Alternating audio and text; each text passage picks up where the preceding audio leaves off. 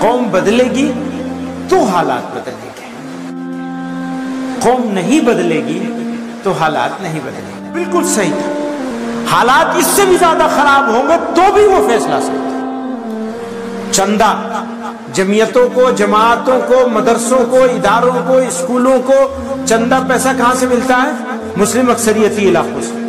افراد کہاں سے ملتے ہیں؟ مسلم اکثریتی علاقوں سے۔ افسران کہاں سے منتخب ہو کے آتے ہیں؟ مسلم اکثریتی علاقوں سے۔ علماء مدارس کہاں ہیں؟ مسلم اکثریتی علاقوں میں۔ بڑی بڑی مسجدیں کہاں ہیں؟ مسلم اکثریتی علاقوں میں۔ مسلمان کسی کو M L A M P بننا ہے تو مسلم اکثریتی علاقوں میں۔ یہاں کیا ہوگا؟ تو کہتے ہیں ہم تو جنازہ پڑھ کے جا رہے ہیں، ہمارا تو جنازہ پڑھ کے چلے گئے تھے۔ ملک کے جو حالات ہیں وہ کسی سے مخفی نہیں، اور مسلمان کے جو حالات ہیں وہ بھی کسی سے مخفی نہیں ہیں، سب کو معلوم۔ تبدیلی جو ہے نا وہ باہر سے نہیں آتی ہے، اندر سے آتی ہے۔ اگر حالات کو بدلنا ہے تو قوم کو اپنے آپ کو بدلنا ہوگا۔ قوم بدلے گی تو حالات بدلیں گے، قوم نہیں بدلے گی تو حالات نہیں بدلیں گے۔ آج یہ بحث چلائی جا رہی ہے سوشل میڈیا کے ذریعے سے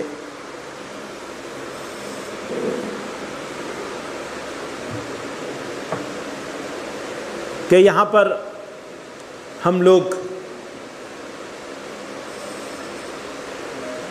غلطی کر بیٹھے، یہاں نہیں ہونا چاہیے تھا۔ کچھ علماء ہیں اس ملک کے، اچھے لکھنے والے ہیں، اچھے فکر مند ہیں بظاہر، اور وہ اس طرح کی کئی باتیں بہت شدت کے ساتھ کہہ رہے ہیں،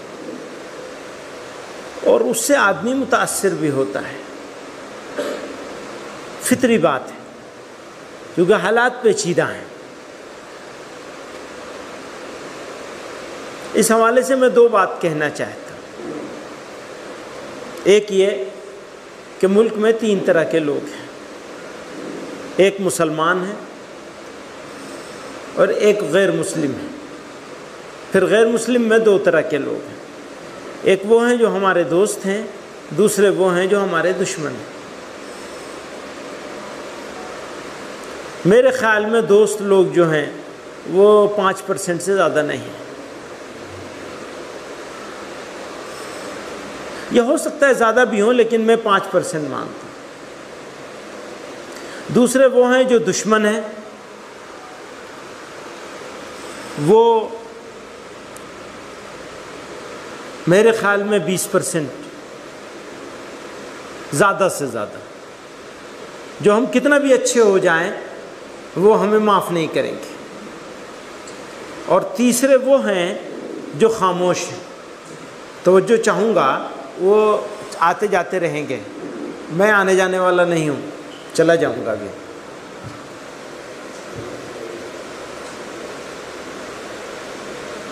تو تین طرح کے ہو گئے غیر مسلموں میں، ایک وہ جو ہمارا دوست ہے، ایک وہ جو ہمارا دشمن ہے، ایک وہ جو نہ دوست ہے نہ دشمن ہے۔ تو آپ نے سب میڈیا والوں کو بلا لیا مولوی صاحب، لوگوں کی یکسوئی ختم ہو جاتی ہے۔ مجھے میڈیا سے کچھ چھپانا نہیں ہے لیکن یکسوئی رہنی چاہیے۔ تو خیر، دشمن وہ ہے جو 20% ہے، دوست وہ ہے جو 5% ہے، خاموش وہ ہے جو 75% ہے۔ خاموش کی بات یہ ہے کہ اس کو اگر ہماری کوئی بات بری لگتی ہے یا کسی بہکائے میں آ جاتا ہے، میڈیا کے کسی بھڑکائے میں آ جاتا ہے تو مار پیٹ بھی کرنے لگتا ہے، اور اچھی بات دیکھتا ہے تو خوش بھی ہو جاتا ہے۔ تو اکثریت کس کی ہوئی؟ خاموش کی۔ ہمارا دشمن اسے اپنا دوست بنانے پہ تلا ہوا ہے، پوری طاقت لگا رکھی ہے، لیکن ہم نے اپنے دشمن کو دوست بنانے پر تو ہم کام کرنے کی صلاحیت رکھتے ہی نہیں، خاموش کو دوست بنانے پر ہم نے کیا کام کیا ہے، اس کے اوپر ہمیں محاسبہ کرنا چاہیے۔ قوم نے من حیث القوم پچھلے 70 سالوں میں اپنے دشمن کو دوست بنانے پہ کیا کام کیا، دوست کو دوست بنائے رکھنے پر کیا کام کیا، اور خاموش کو دوست بنانے پر یا کم از کم دشمن بننے سے روکنے پر کیا کام کیا۔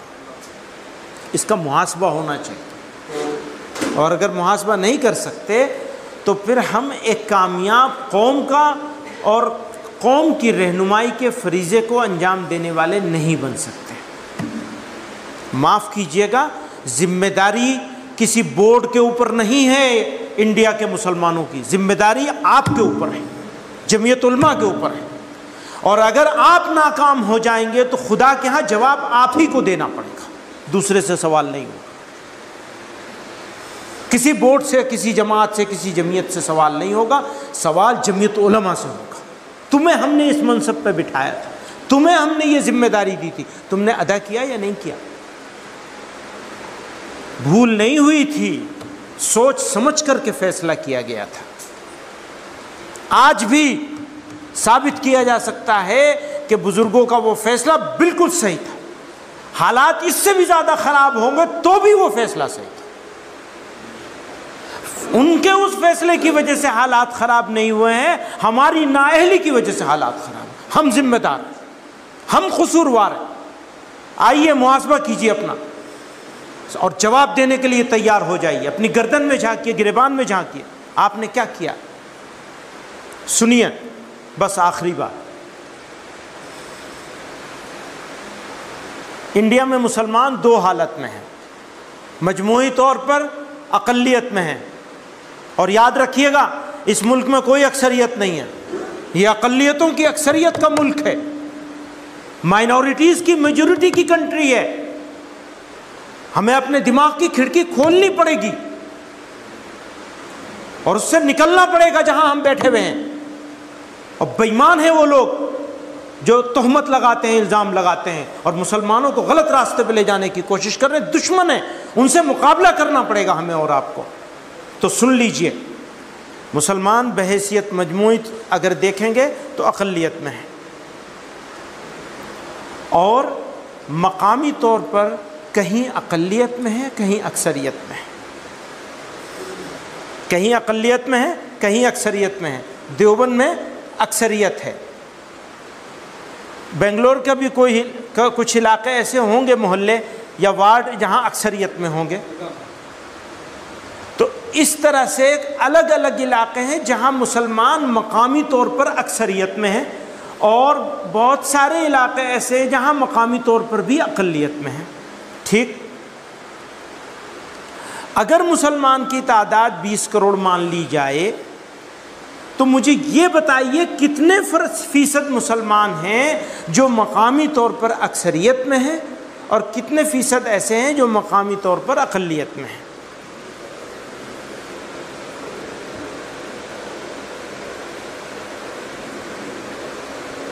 میرے خیال میں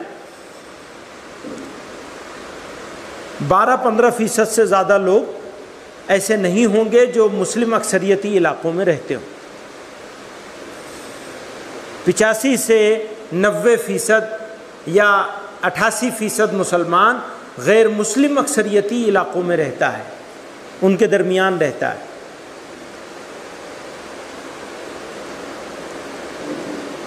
سمجھ رہے ہیں؟ لیکن میں نے اس کے اوپر کام کرا لیا ہے، وہ بن نہیں پائی تھی، اور یہاں سلائیڈ کا انتظام بھی نہیں ہے، وہ بن جائے گی تو وہ بھی آپ کے سامنے پیش کریں گے، اس لیے میں اس کو 20% کر دیتا ہوں۔ تو 80-20، اچھا اس کو 30% کر لیں، 70-30 کر لیں۔ 30% مسلم میجورٹی، مسلم ڈومینیٹڈ ایریا میں رہنے والا مسلمان، 70% غیر مسلم علاقوں میں، تو 20 کروڑ کا 14 کروڑ غیر مسلموں کے بیچ میں رہتا ہے اور 6 کروڑ مسلمانوں کے بیچ میں رہتا ہے۔ چندہ جمعیتوں کو، جماعتوں کو، مدرسوں کو، اداروں کو، اسکولوں کو چندہ پیسہ کہاں سے ملتا ہے؟ مسلم اکثریتی علاقوں سے۔ افراد کہاں سے ملتے ہیں؟ مسلم اکثریتی علاقوں سے۔ افسران کہاں سے منتخب ہو کے آتے ہیں؟ مسلم اکثریتی علاقوں سے۔ علماء مدارس کہاں ہیں؟ مسلم اکثریتی علاقوں میں۔ بڑی بڑی مسجدیں کہاں ہیں؟ مسلم اکثریتی علاقوں میں۔ مسلمان کسی کو M L A M P بننا ہے تو مسلم اکثریتی علاقوں میں۔ جمعیت علماء کو کوئی اجتماع کرنا ہے، جلسہ کرنا ہے، وہاں سے آدمی جمع کر کے بڑی طاقت دکھانی ہے، مسلمانوں کا کوئی مسئلہ منوانے کی کوشش کرنا ہے تو مسلم اکثریتی علاقوں سے۔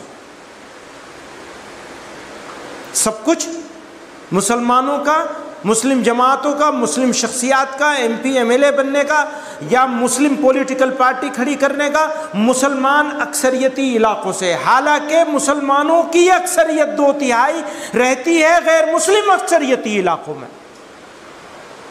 اگر کوئی جماعت، کوئی جمعیت، کوئی لیڈر، کوئی مولوی، کوئی ملا، کوئی مدرسہ، کوئی آدمی مسلم اکثریتی علاقوں میں رہنے والے لوگوں کی طرف دیکھے اور غیر مسلم اکثریتی علاقوں میں رہنے والے لوگوں کے مسائل کو، پرابلمز کو، ایشوز کو نظر انداز کر کے پالیسی بناتا ہے، ایکشن پلان بناتا ہے، ایکشن لیتا ہے، تو وہ بے ایمان ہے، دھوکے باز ہے۔ پہلے ان کا مسئلہ حل ہوگا، جن کا ایمان خطرے میں ہے، جن کے آبرو خطرے میں ہے۔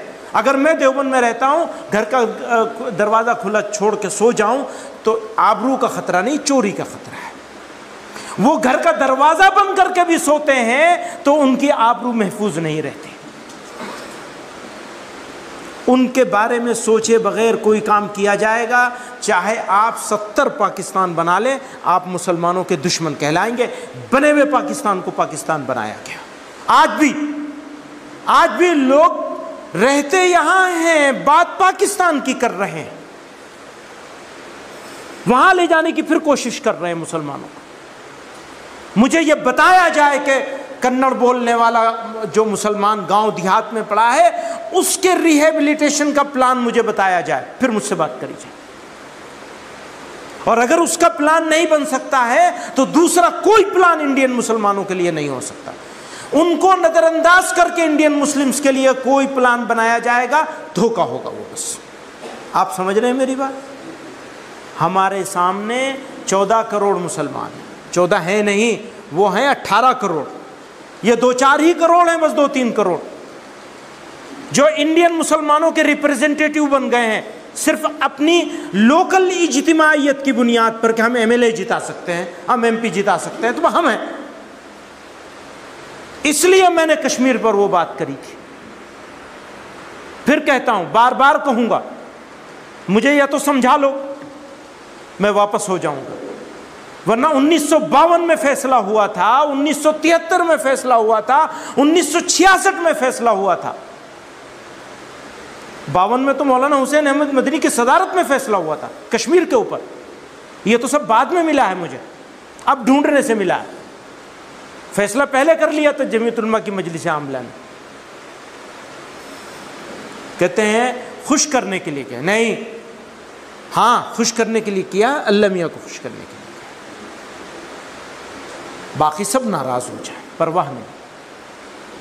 خالصتاً ملت کے اس طبقے کے مفاد میں جس کی عزت، آبرو، ایمان خطرے میں ہے، اس کی طرف نظر ہے۔ آپ سمجھ رہے ہیں؟ تو یہ بات بیچ میں آ گئی، یوتھ کلب کا پروگرام ہے، اس میں طاقت لگانی ہے آپ کو، اور اگر اس میں طاقت نہیں لگے گی تو کس میں طاقت لگے گی؟ پھر آپ اپنے نوجوانوں کو سنبھال لیجیے، یہ آپ کی بیک بون ہے، ریڑھ کی ہڈی ہیں آپ کی۔ یہ سدھر گئے، سنبھل گئے، ان میں سے 5% کو آپ نے سنوار دیا، آپ کامیاب ہو جائیں گے انشاءاللہ۔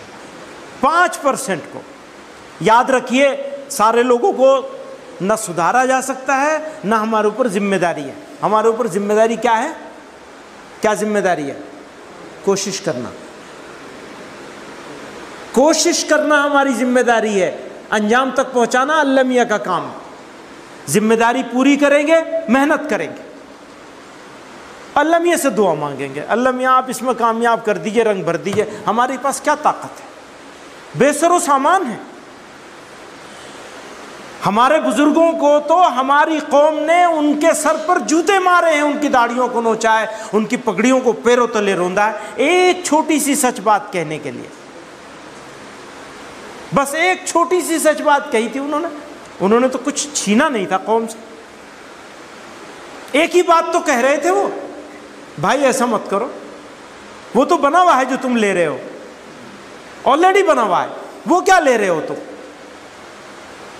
یہاں کیا ہوگا؟ تو کہتے ہم تو جنازہ پڑھ کے جا رہے ہیں، ہمارا تو جنازہ پڑھ کے چلے گئے تھے، ہماری کیا بات کرو گے تم؟ ہم تو یہ کہہ کے چلے گئے تھے کہ یا تو یہ مرتد بنا لیے جائیں گے یا قتل کر لیے جائیں گے۔ ان سے زیادہ بھی ہیں اور ان سے طاقتور بھی ہیں، الحمدللہ کوئی کمزوری نہیں ہے، ہرگز مایوس مت ہونا، اگر مایوسی ہے تو اپنی بے عملی پر ہے، اپنی ناکردگی پر ہے، اپنی بے حسی پر ہے، اپنی کاہلی پر ہے، اپنی تناسانی پر ہے، اپنی بے فکری پر ہے۔ مایوسی حالات پر نہیں ہے، یہ جو حالات ہیں یہ ہماری بے عملی کا نتیجہ ہے، ہمیں عمل کرنا ہے، عمل کرنے کے لیے راہ عمل موجود ہے اس جماعت میں، بس آپ کو کھڑے ہونا ہے، اور کوئی یہ نہیں کہہ رہا ہے کہ اپنا کام بند کر دیجئے،